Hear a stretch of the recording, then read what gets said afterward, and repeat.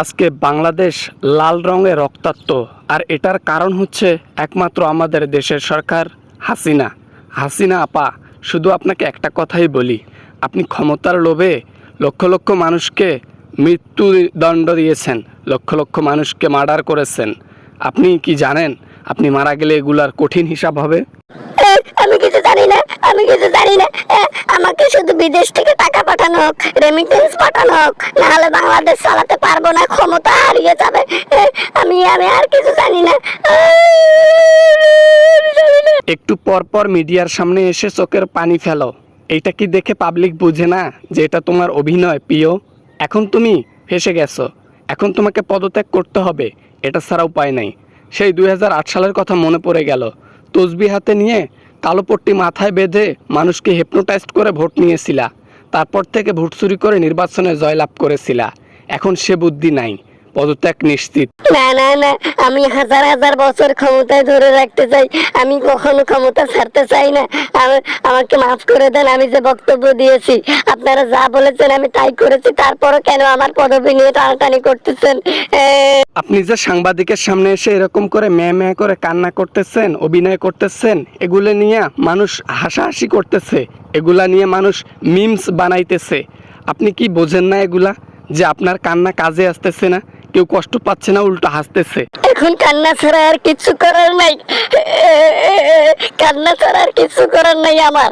এখন কান্না দিয়ে আমাকে মানুষকে হিপনোটাইজ করতে হবে, কি জানি একটু মানুষের মনে দয়া হয়, এই জন্য আর আন্দোলন না করে। এখন দেখি কান্না করে লাভ হচ্ছে না। ম্যাডাম, দেখছেন তো, পাবলিক হলো দেশের সম্পদ। পাবলিক যেটা চাইবে সেটাই করতে হবে দেশের প্রধানমন্ত্রীকে। দেশের প্রধানমন্ত্রী শুধু একটা চাকরি করছে, আর এই দায়িত্ব কত বড় দায়িত্ব সেটা আপনি বুঝেন না। চুরি করেন তো বুঝবেন কি মানুষের দুর্দশার কথা।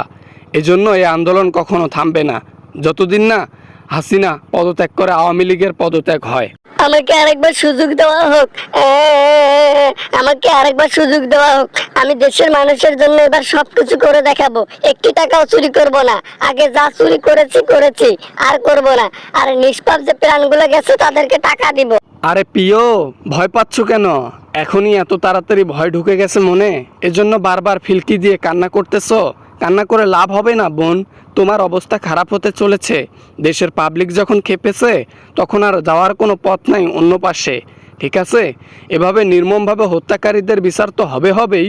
আর তুমি যে এই লেলিয়ে দিয়েছো পুলিশ বাহিনীকে সাধারণ ছাত্রকে মারার জন্য, এটারও বিচার হবে ইনশাল্লাহ।